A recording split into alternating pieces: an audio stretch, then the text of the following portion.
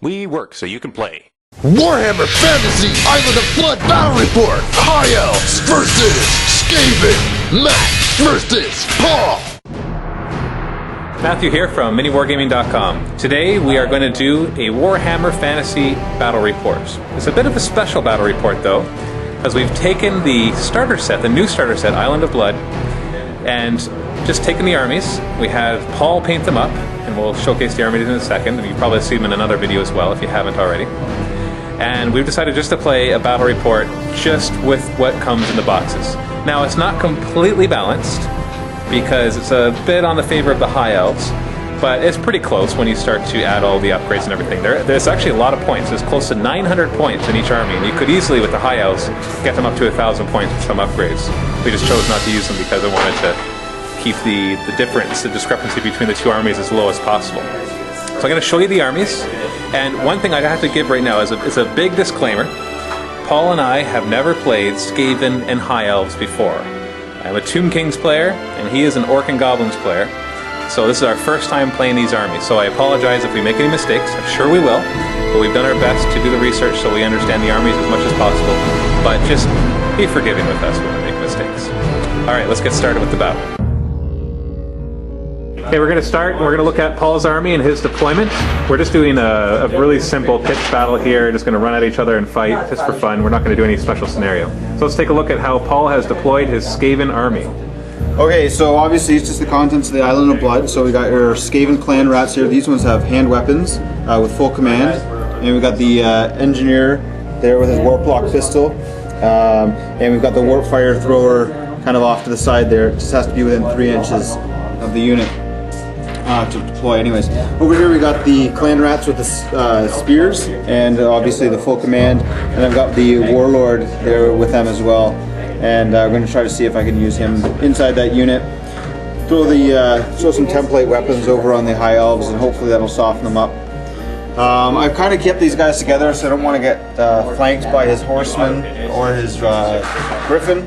And then off to the side, I've got the rat ogres and their claw leader. They're off to the side, and I just deployed against Matt here, hopefully to prevent some flanking by his horsemen there off to the side. Alright, let's take a look at the High Elf side.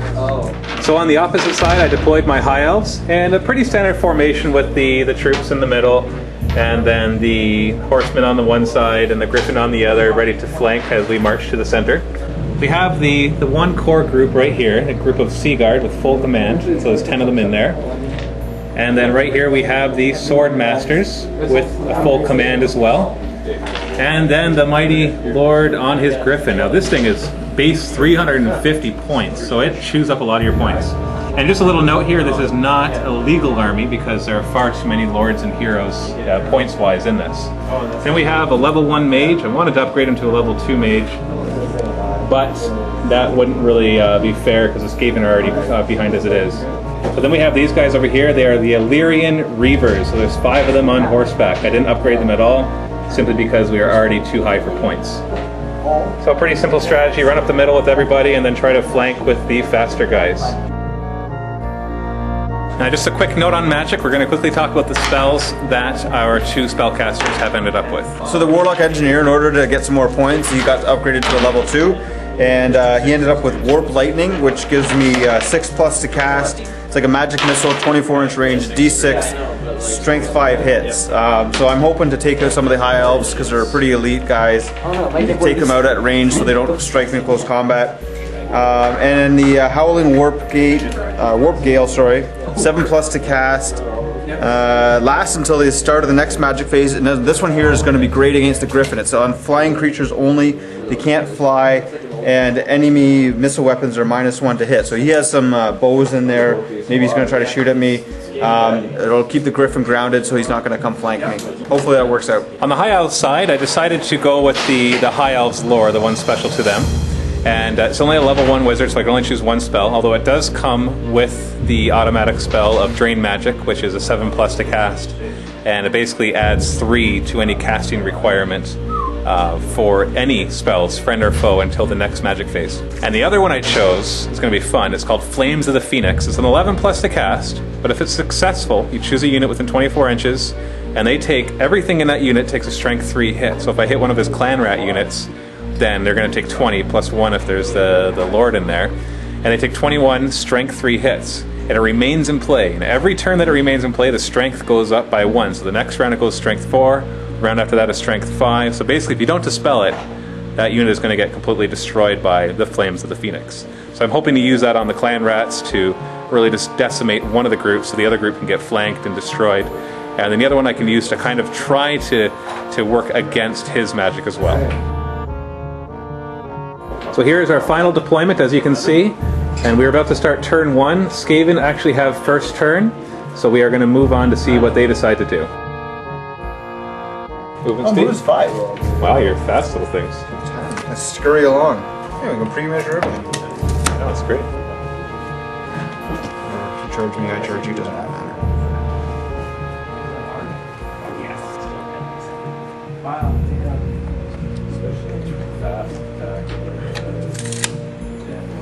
So, ready for magic? We're going to roll 2d6 for these power dice.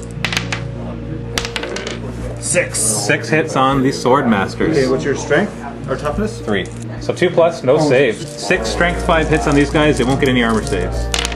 2 plus, all of them. So 6 die. Alright, I'm rolling 3. So I need to roll 9 because high elves get plus 1 to their dispelling. Shoot! 9. Alright, Okay, so you can't I fly can't next turn. fly. He can't fly my next turn. Paul has decided on the very first turn he has 3 power dice left, and I have 3 dispel dice left. He's going to use his bound power level 5 item, which deals d6 strength 6 hits on all flying units within 24 inches. And my griffin, if he manages to get this off, my griffin's going to take a pretty heavy beating, unless he rolls really crappy after. So let's see what happens. You're hoping for double 6s. That's what I want. You want irresistible? Yeah. So, yeah, I need 5, and I need to beat Matt. Oh, 7. I need to 7. So I need to roll 6 on 3d6. Got it. Oh, it dispelled, thank goodness. Losing 6 high elf swordmen right on that first blast, I think, was good enough loss for one turn. Leadership. I'm going to aim at the sort of the middle there. 4 inches. Okay, so 5 plus 6 wound. 5 plus 1. Yes. Man, you just get them all. Skaven turn 1 just finished. Did some nasty damage to the high elves, but luckily the griffin managed to avoid some very bad damage. Let's take a quick recap of what happened so far. So all of his guys marched forward, except for the warp fire thrower thingy. And then the mage just set off 3 spells, one of them destroying 6 of the swordsmen, one of them preventing the griffin from flying for a turn, and the other one luckily being dispelled. That would have, it was a bound 1-use item, or a bound 1-use spell or 1-use item that would have caused d6 strength 6 hits on the griffin, and luckily I managed to dispel that.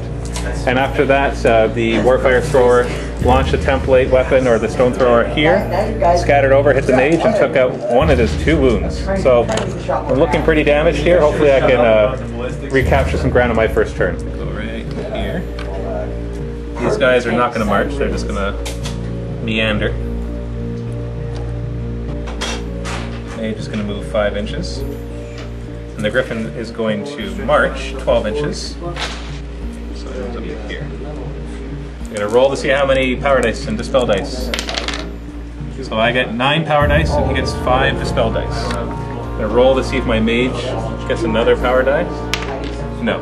Okay, I'm going to do Flames of the Phoenix from the High Elf Mage, and I'm going to shoot it at the group of clan rats that has its general in it, as the Warlord. I'm going to use 7 power dice. I really want this to go off. I know I risk rolling double 1s or double 6s, but let's see what happens. Oh, double 1 and double 6. Does that mean I got a miscast?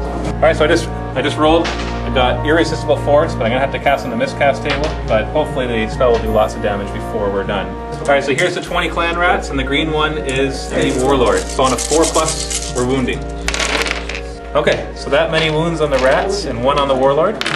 These are my clan rats. 5+ save. Ooh. 1 saved. Ouch. So we got 5, 11 dead. And then on your My Warlord, 5+ save as well, just heavy armor. And he takes a wound. So he's down to 2 wounds. Oh, yeah, take that. I can do magic too. Whew, that feels a little better. So I get a leadership of 8,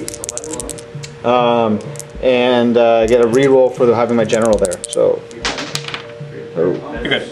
good. Okay. You do not run away.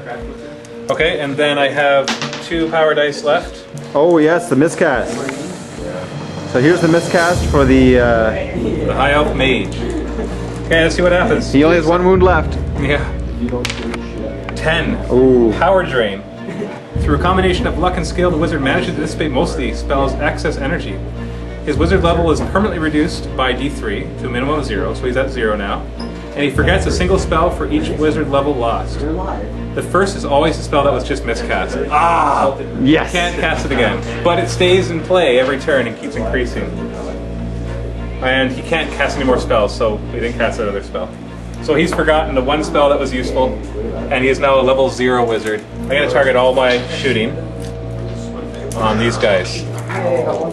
So we got 10, 15. I'm just going to do them all at once. So we got 15 shots, focusing all on this group right here. Now that they're softened up, I want to really destroy them, especially if I can take out the Warlord. These guys move so that -1, and -1 for the spells. So yeah, you Yes, better you're roll right. separately. And these are Tomb Kings. Just roll 5+ no matter what happens. So these guys hit on a 5+, and these guys hit on a 4+. Because they didn't move. Yeah, so they're all hitting on 3+, +2, or -2. So 5+. That isn't confusing. I don't know what it is. So just like the Tomb Kings, 5+. Hey, that looked alright, but it really wasn't that great. Okay, 4 hits, and their strength 3. 1 wound. And save on a 5. Save on a 5. That's sad. Saves. Then we're going to do these 5. 4 of them are going to hit on a 4+, and 1's going to hit on a 3+. So 4+, 3+. Oh. 2 hits. Oh, that's just pathetic. High Elves can't take out Skaven rats with their bows. So the High Elves just finished turn 1. Let's do a quick recap of what happened. As you can see, the left flank moved forward. The sword masters marched up. These guys just walked up, and the mage moved up with them, and the griffin moved up. He couldn't fly, so he just stayed behind for now.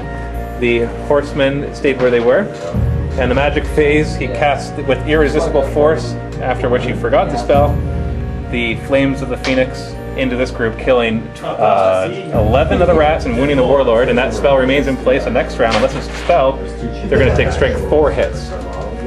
And after that, all the bows were fired into these guys, and not a single wound or a single kill was made. One wound was made, which was saved by their 5+ armor save.